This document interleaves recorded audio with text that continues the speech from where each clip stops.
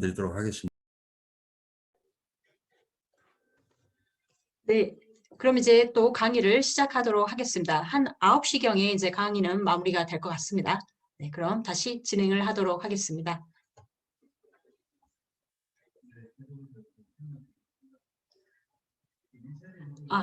잠시만요. 교수님 지금 음소거가 되신 상황인데요. 교수님, 그런가요? 네네, 이제 들립니다. 들립니까? 예, 다시 말씀드리겠습니다. 아까 지금 철학이 무엇 때문에 경험적 지식에 그렇게 주목하는가, 이거 지금 설명드리는 도중에 이제 잠깐 멈췄는데요. 그제 2세대 인지과학이 우리 두뇌에 관해서 많은 것을 알아냈습니다. 비교적 짧은 시간 내에. 그러나 우리가 알고 싶은 것에 비하면 아마 뭐 빙산의 일각일 수밖에 없겠죠. 두뇌를 지금 모르는 부분이 너무 많지만 적어도 그 제한된 범위 안에서 과거에 우리가 알고 있던 것이 아닌 우리 자신들이 갖고 있는 두뇌가 전혀 다른 방식으로 작동하고 있다는 것을 알아냈다는 점에서 너무나 중요한 것이죠. 그래서 그 첫 번째는 두뇌가 분업을 한다는 사실입니다. 이 부위별로 뭐 운동을 담당하거나 계산을 담당하거나 또는 느낌에 주로 관여하거나 이렇게 해서 부위별로 여러 가지 그 기능들을 하고 있다는 것입니다. 그래서 두뇌가 분업한다는 것은 이제 적어도 1950년대 이래로 거의 뭐 기초사실같이 된 것 같습니다. 지금 경험적으로는 반박할 수 없는 정도의 확실한 사실로 받아들인 것 같아요. 아직도 세부적인 그 관계를 다 밝히는 것은 물론 아닙니다. 그러나 대체적으로 알아낸 것만을 토대로 추정한다 하더라도 우리 두뇌는 부위별로 상당히 다른 기능들을 담당하고 있다는 것입니다.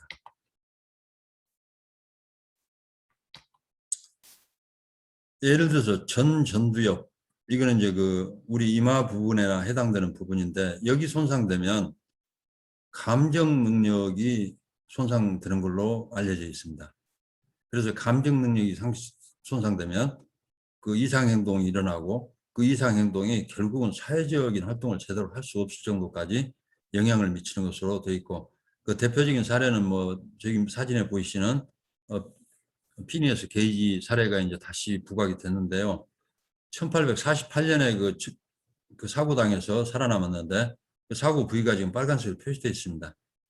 그런데 이 사람이 감정 능력이 손상되고, 감정 능력이 손상되니까 우리가 보통 사회적인 A랄지 범죄랄지 부끄러움이랄지 이런 것들을 전혀 못 느끼고 이상행동을 하고, 그래서 뭐 사회활동을 할 수가 없고, 그래서 그 당시에는 인지과학이 없었지만 그 의료적인 기록을 토대로 지금 분석을 해보니까 피니어스 게이지 케이스가 전두엽 손상으로 인한 케이스였다는 것을 추후적으로 알 수 있게 된 것이죠.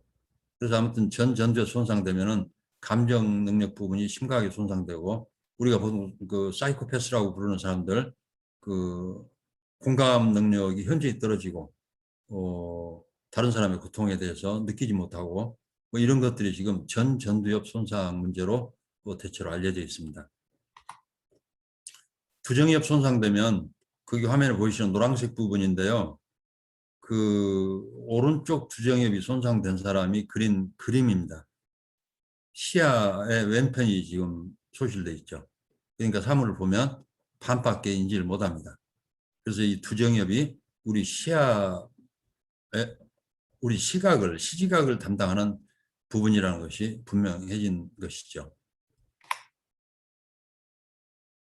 뇌량이라는 것은 그 좌뇌와 우뇌를 연결하는 그 연결 부위라고 할 수 있는데, 여기 손상되면 그 행동의 코디네이션이 잘 되질 않습니다. 자기 생각한 것하고 손의 움직임하고 이런 것들이 그 코디네이션이 잘 되지 않기 때문에 자기가 원하지 않는 방식으로 손이 움직이거나 내가 생각지 않은 방식으로 내 손을 작동하고 있거나 이런 현상이 생기는데, 이걸 외계인 손 증후군이라고도 부르고 그러는데 이게 지금 그 뇌량 손상에서 비롯된 거로 보는 겁니다. 그러니까 과거에 내가 오랫동안 해왔던 습성, 내 손을 사용하거나 뭐 고기를 좋아하는 사람이 고기를 먹거나 이런 사람이 고기를 익혀서 먹으려고 칼로 요리를 하고 있을 때도 오른손이 계속 생고기를 그 입에 갖다 넣거나, 그러니까 이 코디네이션이 잘 안 되는 것이죠. 그래서 이 뇌량 손상이 되면 좌뇌와 우뇌가 적절하게 코디네이션하는 그런 능력이 상실되는 걸로 그렇게 알려져 있습니다. 지금까지는 이제 두뇌가 부위별로 다양한 기능을 나눠서 만든 그 분업 현상을 소개해 드렸는데, 거기에 또 하나 이제 덧붙여진 게 아까 말씀드린 것처럼 두뇌가 우리 신체의 한 부분이고, 그 신체의 한 부분이라는 거에 덧붙여서 두뇌가 성장한다는 태제가 굉장히 중요하게 부각이 됐습니다. 그러니까 날 때부터 인간은 지금과 같은 지적 능력을 갖고 있는 게 아닙니다. 잠재력은 갖고 있겠죠. 그런데 그 기능이 실제 외부 환경하고 계속 상호작용하면서 점차 섬세한 방식으로 분화되도록 되어 있습니다. 바꿔 말씀드리면 그 어린 시절에 이 분화를 겪지 못한 두뇌는 잠재력을 갖고 있어도 나이 들어서는 분화를 못합니다. 한번 그 기능이 제 나이 때 분화되지 않으면 안 되는 것처럼요. 그래서 그 예를 들면 그 뭐 밭에 식물을 심어서 제때 거름을 줘야지 다 밀쳐놨다가 수확을 무렵에 거름을 주거나 이런 것이 있을 수 없는 것처럼 어떤 성장 기간 중에 어떤 기능들이 이 적정하게 외부 상호작용을 통해서 분화하는 이런 의미에서 두뇌가 성장한다는 것입니다. 그래서 크게 지금 이제 그 주목할 만한 거, 이 위에도 이제 지속적으로 두뇌에 관한 연구는 계속되고 있겠습니다만, 그 중요한 거 두 가지를 지금 정리해 보면, 두뇌가 우리 신체의 한 부분이고 그것이 이 부위별로 다른 기능을 담당하고 있고, 또 하나는 두뇌의 기능이라는 것도 마치 유기체의 성장처럼 기능이라는 것도 외부하고 상호작용을 통해서만 기능이 분화해 간다는 것입니다. 자, 여기까지 간단하게 이제 인지과학의 새로운 성과를 소개를 해드렸는데, 이 외에도 이제 다양한 분야의 뭐 탐구가 이루어지고 있겠습니다만은, 체험주의가 왜 철학에 종사하는 사람들이 인지과학적인 성과에 주목을 하는 것일까? 이 인지과학적인 성과를 이제 철학적으로 중요한 것들을 이렇게 묶어보니까, 특히 이제 체험주의는 아까 말씀드린 것처럼 제2세대 인지과학의 성과에 주목한다 그러는데, 어떤 성과를 주목을 하냐면은 이 세 가지입니다. 첫 번째가 신체화된 마음입니다. 이 용어도 이제 낯선 용어겠습니다만은 어디하고 대비를 시켜보시면 되냐면, 데카르트는 몸과 마음이 분리된 실체라고 생각했습니다. 그래서 몸은 몸의 실체를 따르고 마음은 마음의 실체를 따른다는 것이 데카르트의 생각이었죠. 그래서 실체 이원론 이런 이름으로 불립니다. 그래서 그 이후에 지속적으로 수백 년 동안 그 우리 몸 마음에 관한 표준 이론처럼 데카르트 이론이 자리 잡고 있었는데, 이 신체화된 마음 이론에 따르면 마음은 독립된 실체가 아닙니다. 우리 두뇌의 복잡한 작용, 몸과 두뇌와 환경의 복잡한 작용을 통해서 드러나게 되는 새로운 국면이지 독립적인 실체가 아니라고 말입니다. 바꿔 말씀드리면 몸의 작용이 중지되면 마음이라는 현상은 사라집니다.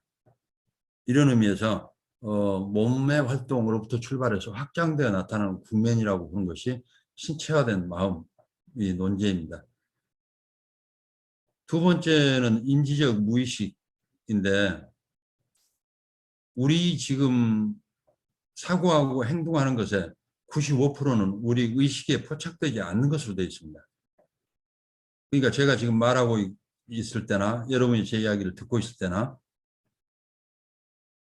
두뇌가 작동을 하겠죠. 저는 말을 할 때도 내 두뇌를 사용해서 어떤 말을 먼저 하고 어떤 말을 나중에 할 것인지를 결정할 것이고, 여러분은 제 이야기를 듣는 순간에도 여러분의 두뇌를 사용해서 어떤 말은 받아들이고 어떤 말은 반박이 할 것인지, 이 복잡하게 두뇌가 움직이고 있을 텐데, 여러분도 저도 이 두뇌의 작동 방식을 의식하지를 못합니다. 내 두뇌지만 내가 지금 어떻게 이걸 작동시키고 있다거나 이걸 알 수가 없죠. 이거는 우리 인지 구조상 그렇습니다. 내가 아무리 신경을 써서 내 두뇌가, 내가 반대하고 싶을 때는 내 두뇌가 뭘 하고 있을까 물어도 알 방법도 없고 접근도 안 되고. 그래서 지금 현재 이런 것들을 측정해내는 방식은 본인 자신이 알 수 없기 때문에 소위 뭐 자기 공명 영상 촬영, MRI라고 그렇죠. 또는 기능성이 붙으면 fMRI, 이런 것을 사용해서 내가 지금 기쁠 때, 슬플 때, 무엇에 반대할 때 또는 운동을 할 때 이 두뇌의 변화를 측정하는 방식으로 관찰을 통해서 이걸 추정해내고 있습니다. 그러니까 우리 본인은 의식하지 못하지만 무엇 할 때 우리 두뇌가 작동을 하고 있다는 것이고, 그것이 작동한다는 사실을 아는 것뿐이지 구체적인 작동 방식을 아는 것은 아니죠. 그런 그 관찰을 토대로 해서 우리가 지금 생각하고 말하고 행동하고 이런 것들의 95%는 사실 우리 스스로가 의식하지 못하는 상태에서 작동하고 있다는 것입니다. 이것이 함축하는 바는 굉장히 크죠. 철학에서도. 나 자신을 잘 알 수 없다는 것입니다. 첫째는. 나아가서 타인의 마음을 알아낼 방법이 없다는 것입니다. 본인도 의식할 수 없고 의식할 수 없는 것이 어떤 방식으로 축적되는지 알 수 없고, 그러나 작동을 하죠. 그래서 이런 곤란한 구조 안에서 과거의 철학이 생각이 드는 것처럼 뭐 성찰을 통해서 또는 사변을 통해서 또는 다른 무엇을 통해서 나 자신을 알 수 있고 또는 타인을 알 수 있고, 이거는 인지적으로 불가능한 프로젝트입니다. 세 번째 소개해드린 것은 은유적 사고인데, 아까 그 은유이론 소개해드리면서 잠깐 말씀드렸습니다만 우리 사고의 대부분은 은유적으로 작동합니다. 그러니까 다른 것을 동원해서 이것을 이해하고, 저것을 동원해서 이것을 이해하고, 이것을 동원해서 또 다른 것을 이해하고, 뭐 이런 방식으로 은유적으로 사고한다는 것입니다. 그래서 체험주의가 이 세계의 제2세대 인지과학의 중요 발견 3개 중에 체험주의 철학을 수립하는데 결정적으로 중요하게 작동하는 것은 이 신체화된 마음 논제하고, 세 번째 있는 은유적 사고, 이게 이제 체험주의 철학을 성립시키는데 중요한 그 견인차 역할을 하는 셈이죠. 그래서 이 세 개의 발견을 토대로 지금 레이코프하고 존슨은 어떤 정도 주장을 하냐면 2000년 이상의 선언적인 철학적 사변은 끝났다. 철학은 결코 다시 옛날과 동일할 수 없을 것이다. 너무 강력한 주장이죠. 그리고 전통적인 철학 입장에서 볼 때는 좀 납득하기 힘들 정도로 무모한 주장처럼 아마 들릴 것 같습니다. 근데 이 주장에는 근거가 있죠. 전통적인 사변적 철학이 방금 소개해드린 이 경험적 사실을 건너뛰고 어떤 가정을 세우고 있거나, 어떤 그걸 건너뛴 상태에서 어떤 철학적 가정을 세우고 거기에서 철학적 사유를 하고 있거나 이루고 있다는 얘기입니다.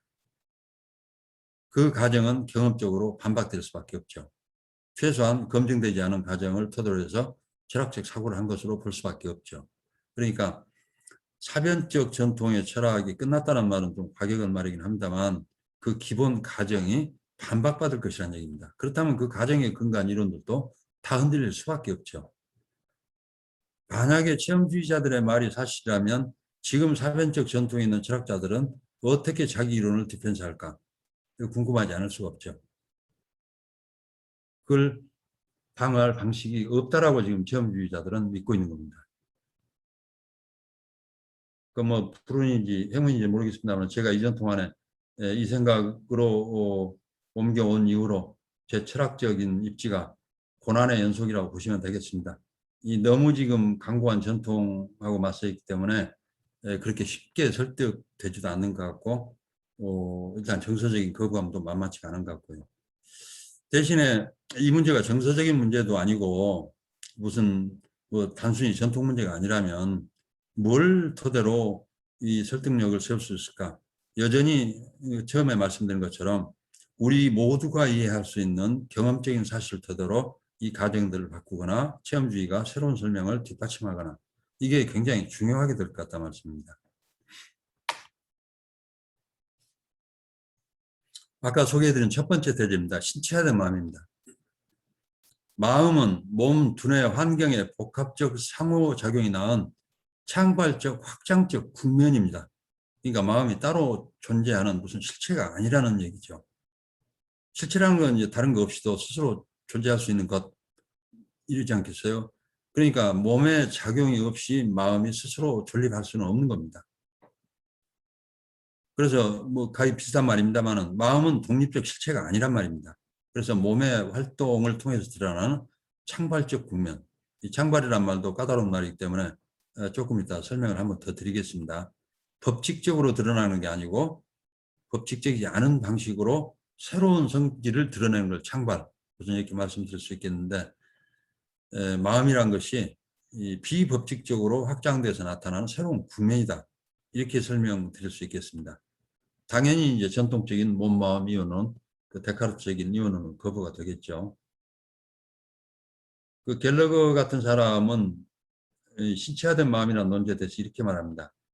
오늘날 인지과학자들에게 거부할 수 없는 기초사실이 되었다. 이렇게 단언합니다.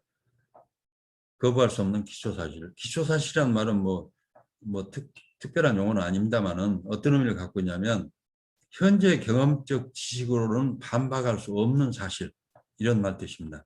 그러니까 마치 지동설이 그렇듯이 DNA설이 그렇듯이 분자설이 그렇듯이 일종의 기초사실이란 겁니다. 적어도 인지과학자들이 볼 때는 반박할 방식이 없는 거죠. 그래서 신체화된 마음이라는 논제가 그 체험주의를 지탱하는데 결정적으로 중요한 논제라는 말씀을 드리겠습니다. 신체화된 마음이라는 이론을 토대로 아까 말씀드린 것처럼 이제 마크스완 선생님은 우리 경험의 구조도, 만약에 우리 마음의 구조가 그렇다면 우리가 경험이라고 알고 있는 것, 이것의 구조도 그런 구조를 갖지 않을까, 이렇게 지금 생각을 하신 것 같아요. 그래서 우리 경험도 은유적, 아까 말씀드린 것처럼 비법칙적으로 확장이 되고, 그래서 물리적인 층위에서 기호적 층위, 기호적 층이라는 말은 제가 이제 쓰는 말이고, 체험주의자들은 정신적, 추상적 층위입니다. 그래서 우리 경험에는 두 층위가 있다는 겁니다. 그래서 이 두 층위를 아주 테크니컬하게 이해할 필요는 없겠고, 내가 직접 이 책상을 만져서 느끼는 딱딱한 느낌 또는 아픔 또는 이런 것들이 직접적인 물리적 층위의 경험 내용입니다. 그런데 제가 이 경험이 끝나자마자 기억할 수 있죠. 아, 이 책상의 느낌은 단단한 것이었어. 책상의 모서리는 때렸을 때 아팠어. 이 기억은 이미 기억층위로 온 것입니다. 그러나 이때 그 내용, 그 경험 내용은 기호적인 어떤 것이 개입되지 않고 직접 지각을 통해서 주어진 것이죠. 그런 의미에서 물리적 층이라고 부르는 것은 바로 내 지각을 통해서 직접적으로 주어지는 층위의 경험이라고 생각하시면 되겠어요. 그것이 기호적으로 확장이 된다는 것이죠. 그러니까 우리 경험이 두 층위가 있고 지각을 통해서 직접 주어지는 층위가 있고, 이게 기호적으로 확장이 되어서 우리가 보통 말하는 경험을 구성한다는 것입니다. 그런데 거기 이제 그 확장되는 과정에서 아까 소개해드렸습니다. 은유나 환유나 심적 영상이나 원형 효과, 이런 비법칙적 기제들이 개입하고, 그렇기 때문에 그 세 번째 줄에 보시면요, 확장된 경험의 법칙적 환원이 안 되겠다고 말입니다. 법칙적 환원이 되려면 일정한 알고리즘을 따라서 일정한 그 경로를 따라 확장이 됐으면 거꾸로 타고 가면 될 거 아닙니까? 그런데 이 비법칙적인 기제들이 복합적으로 작동하기 때문에 이걸 그 거꾸로 되돌아가서 이것이 어떤 것으로부터 출발했는지를 1대1로 확인하는 방식은 안 된다고 말입니다. 성질이 너무 달라지기 때문에. 그러니까 소위 그 정신적인 것을 우리 물리적인 것으로 환원시킬 수 있다는 환원주의는 아니죠. 환원주의자들은 우리 정신적인 것이 물리적인 것으로부터 바로 나온 것이고, 그래서 거꾸로 물리적인 것으로 환원될 수 있다라고 그렇게 생각을 하는데, 이 체험주의는 물리적인 것에 출발하기는 하지만 그 확장 과정 때문에 환원은 안 되겠다는 것입니다. 그래서 확장은 물리적인 것으로부터 되기는 하지만 일단 확장되고 보면 물리적인 것으로는 설명할 수 없는 새로운 성질들이 드러난다는 것이죠. 그래서 이런 성질을, 이런 그 확장 과정을 한 세기 전에 미국의 실용주의 철학자 듀이는 창발이라는 말로 설명을 했습니다. 그런데 그 당시에는 무슨 경험적 증거가 그 이론들이 충분치 않고, 그래서 이 창발이라는 말을 그 거의 비유적으로만 설명을 했죠. 구체적으로 설명하지 못했고. 근데 이 듀이가 말했던 창발이라는 게 바로 지금 체험주의자가 말하는 그 비법칙적 확장, 이런 의미라고 지금 해석을 할 수가 있겠단 말입니다. 그래서 우리 경험이 물리적인 층의 경험을 토대로 비법칙적으로 확장이 된다라고 우리 설명하게 되면, 그래서 이제 내릴 수 있는 결론은 우리의 모든 경험은 신체화되어 있답니다. 적어도 우리 물리적이고 신체적인 활동으로부터 분리될 수는 없다는 거죠. 확장이 그걸 토대로 해서 비법칙적으로 되긴 하지만 거기로부터 완전히 분리되어서 정신적 경험이 따로 존립하거나 이렇지는 않다는 말입니다. 그래서 이 말이 바로 모든 경험은 신체화되어 있다. 이런 말이 되겠습니다. 그래서 아까 저 앞머리에서 신체화된 경험 이런 말씀을 드렸는데 아무튼 우리 경험에 물리적 층위가 있고 그것이 비법칙적으로 확장되어서 기호적 층위 또는 추상적 층위로 확장되어 나타난 것이고 이것이 우리 경험에 대한 체험주의의 새로운 설명 방식입니다. 창발이란 말을 저도 뭐 특별히 설명할 수 있는 뭐 별다른 방식이 없어서 다시 한번 또 설명을 해보면 아까 뒤가 사용한 창발이란 말 뒤 개념이라고 했었는데요. 왼편 사진은 지금 바오밥 나무의 씨앗입니다. 씨앗은 뭐 손으로 들 수 있을 정도 작죠. 오른편에 있는 바오밥 나무는 짐작컨대 약 7,000년, 6,000년, 7,000년 된 것으로 그러니까 아마 식물 중에서는 가장 장수하는 식물 중에 하나죠. 뭐 설에 따라서는 뭐 7,000년 살았다, 8,000년 살았다, 뭐 독일 가뭄비 나무는 그보다 더 살았다, 뭐 여러 설이 있습니다만 아무튼 가장 오래 사는 나무들 중에 하나인데 이 바오밥 나무가 수천 년이 되면 이 정도가 되는 겁니다.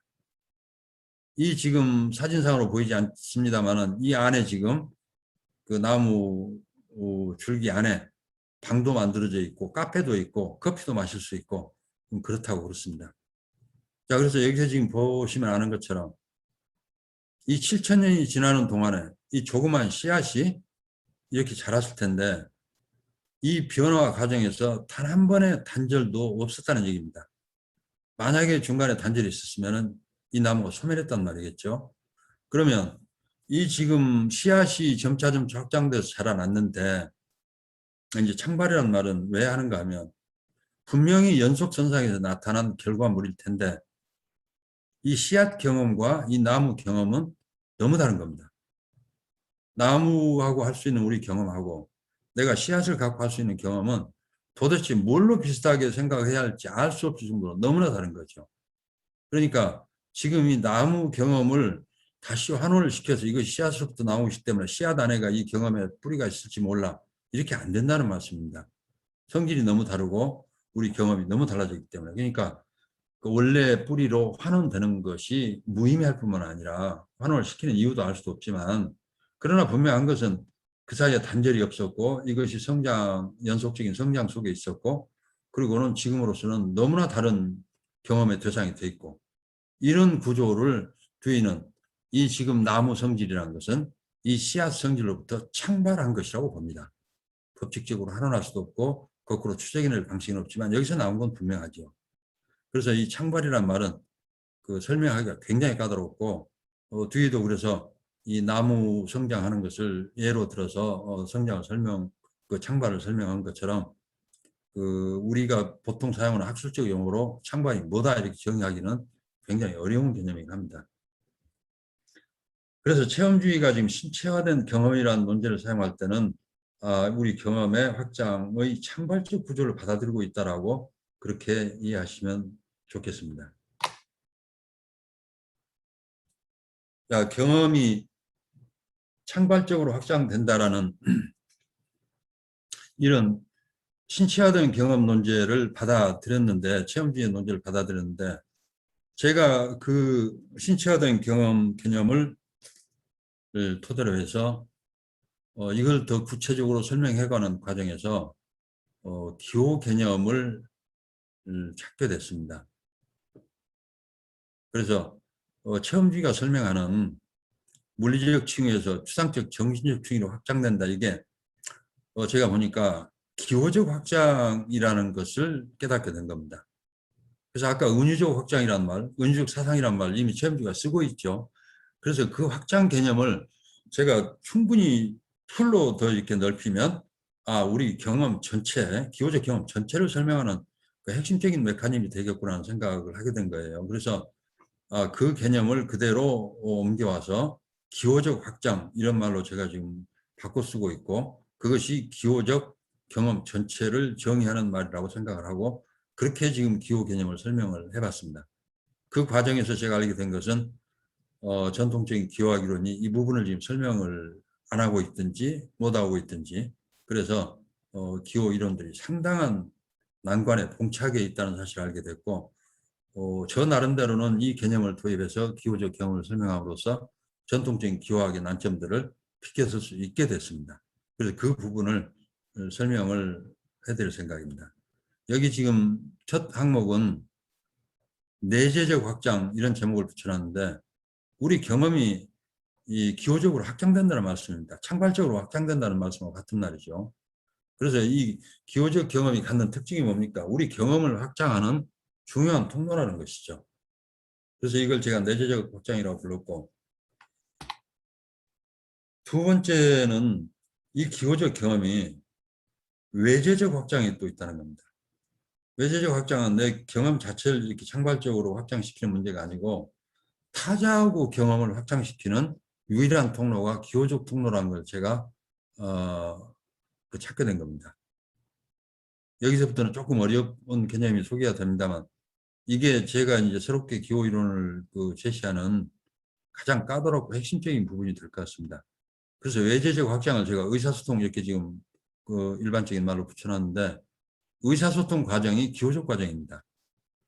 근데 그 설명을 하기 위해서 지금 새롭게 도입되는 말이 경험의 유폐성입니다. 앞으로도 뭐 이 세미나 강의가 끝날 때까지 유폐성 개념을 중심으로 이 기호 개념을 설명하게 될 것이기 때문에 좀 낯설으시더라도 잘 좀 정리를 해 주셨으면 좋겠습니다. 유폐성 논제는 간단합니다. 나는 타자의 경험 내용이라는 것은 지각이나 의식이나 기억이나 상상이나 의도, 욕구, 이것에 직접 접속할 수 없답니다. 또 그 반대도 마찬가지입니다. 타자도 내 경험 내용, 내 지각, 내 의식, 내 기억, 상상, 의도, 욕구에 직접 접속할 수 없습니다. 이런 의미에서 우리는 각자의 경험 안에 갇혀 있는 겁니다. 그리고 이걸 극복하는 방식은 없죠. 이것이 경험의 유폐성 논제입니다. 그래서 자, 각자의 경험 내용에 갇혀 있는데 그런 상태로 살 수는 없죠. 우리는 끊임없이 어떤 방식으로 상호작용해야만 하고, 타자하고 어떤 방식으로 인터랙션을 해야 되는데, 이때 그 경험 자체를 공유하는 방식은 없기 때문에 어떤 방식으로든 타자에 접근해야 되는데, 그래서 이제 의사소통을 해야 할 거 아닙니까? 그래서 두 번째 줄에 의사소통은 제3의 매개물을 통해서만 가능하다는 겁니다. 그 3의 매개물을 사용을 해서 그것을 기호적으로 해석을 하는데, 나는 지금 상대방이 제시한 매개물을 내가 해석을 해야 되고, 상대방은 내가 제시하는 매개물을 기호적으로 해석을 해야만 내가 무슨 생각을 하는지, 어떤 기억을 갖고 있는지, 상상을 하는지, 어떤 의도를 갖고 있는지를 기호적으로 해석을 해서 알아내야 한단 말입니다. 그래서 이때 의사소통을 위해서 쓰는 제3의 매개물이 바로 기표입니다. 근데 직접적으로 접속 안 되기 때문에 제3의 매개물을 쓰니까 그 3의 매개물을 해석을 해야 되지 않겠습니까? 그래서 이때 기호적 해석의 대상인 제3의 매개물을 기표라고 부릅니다. 그러니까 기표는 원래 있던 게 아니고 기호적 해석이 대상이 될 때 비로소 기표가 되는 것이죠. 그런데 해석은 어떻게 하는 것일까? 네 번째 줄입니다. 기호 산출자는, 이제 기호를 글쎄요, 이 기호 산출자 우선 여기 쓰고 있습니다. 생산자지요. 기호 생산자입니다. 물리적 대상인 기표에 자신의 경험 내용의 일부를 사상해야 합니다. 내 괴로움을 표시하고 싶으면, 내가 지금 아파요, 이것을 상대방에 알리고 싶으면 내 표정을 통해서, 내 몸을 통해서, 몸짓을 통해서 알려야 합니다. 상대방은 내 몸짓이나 표정을 해석을 해서 이 사람이 고통을 갖고 있다는 말이구나. 그럼 그때 쓰는 기표 중에는 이제 뭐 표정도 있고 몸짓도 있고, 그 위에 가장 우리가 이제 우리한테 익숙한 기표는 말입니다. 언어를 사용하는 겁니다.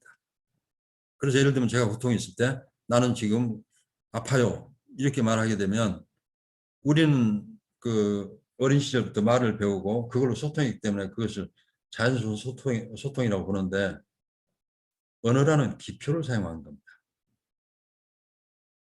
내가 아파요라고 말했을 때 그것이 내 경험을 바로 전달하는 것은 아닙니다. 내 경험 내용 그대로 있죠. 그 상태를 지금 그 사람에게 알리기 위해서 아파요라는 문장을 사용하는데 그 문장이 바로 해석돼야 할 기표라는 말입니다. 이 말은 굉장히 낯설으실 텐데 언어 기표도 다 해석된 기표입니다.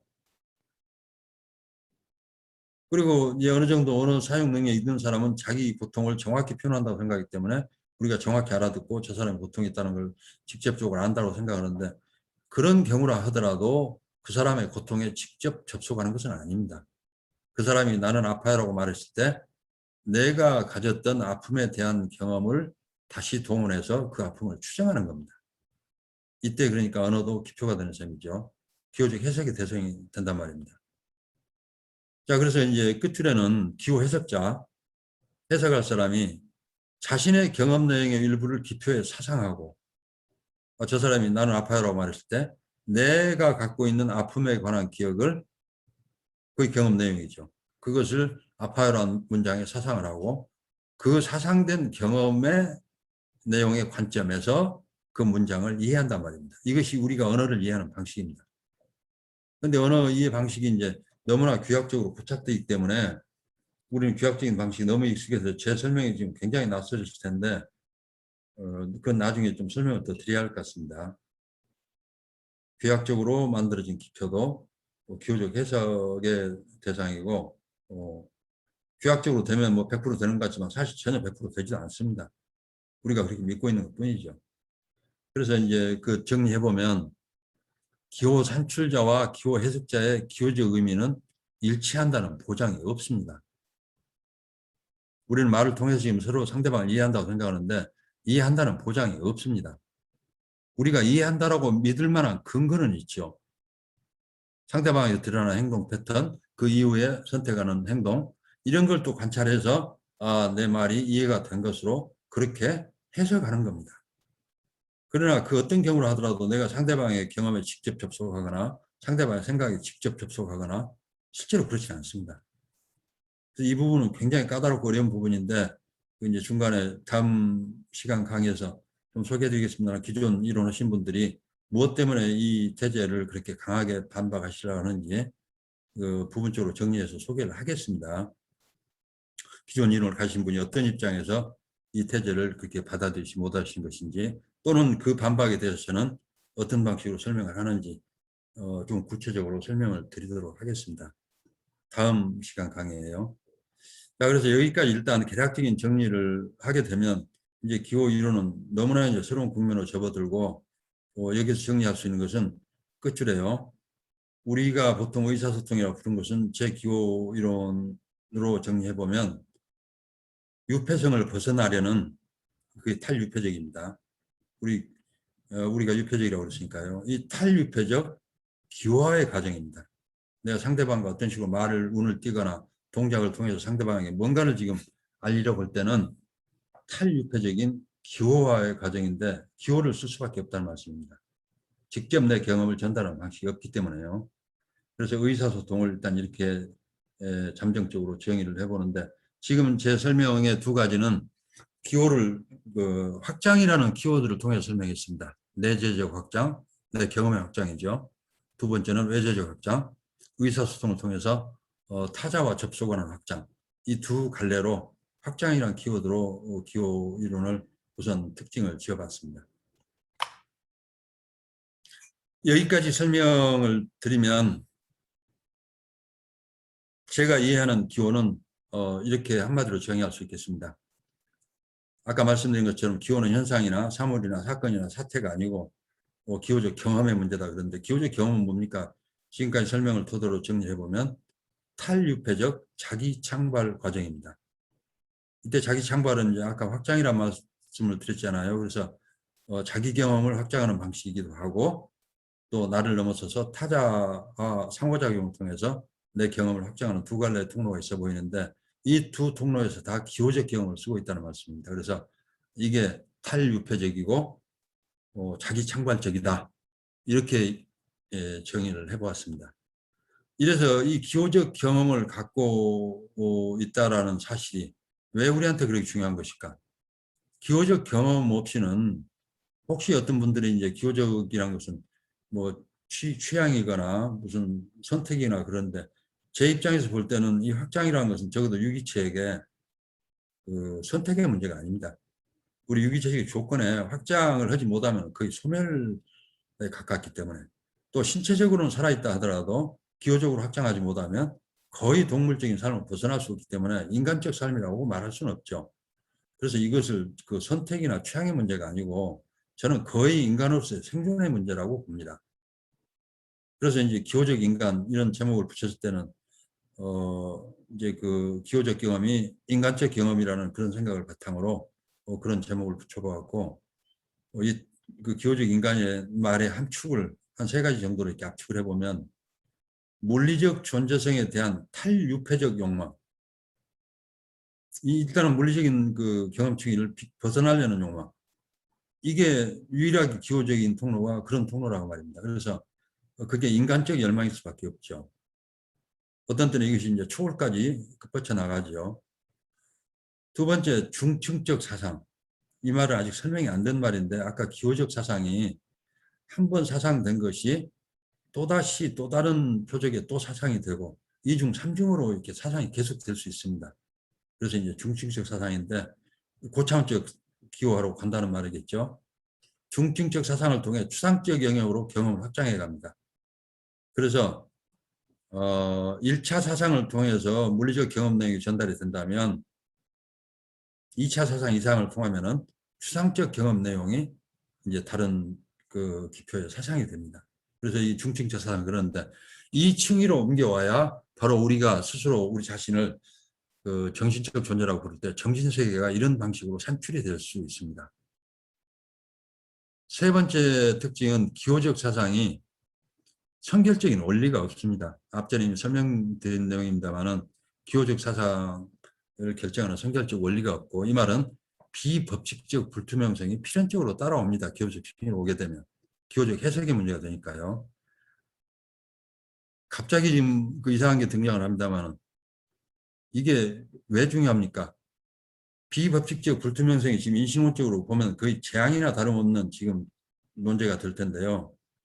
이것이 저는 우리가 누리는 자유의 원천이라고 봅니다. 알 수 없기 때문에 자유로운 겁니다.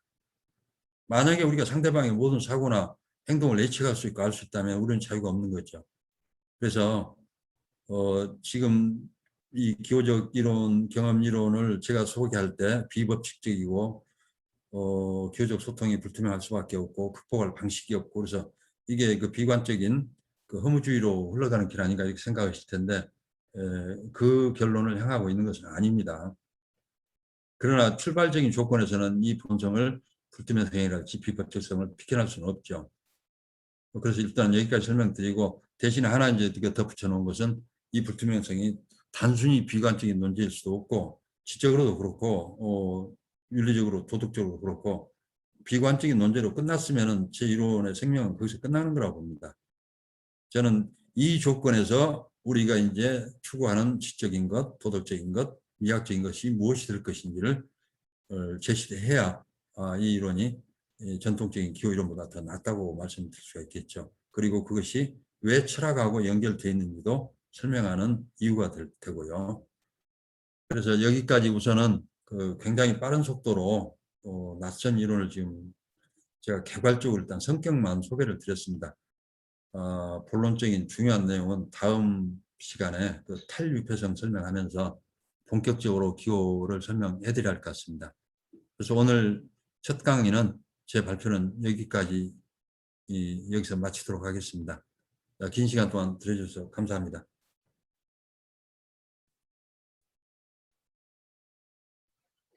네, 네.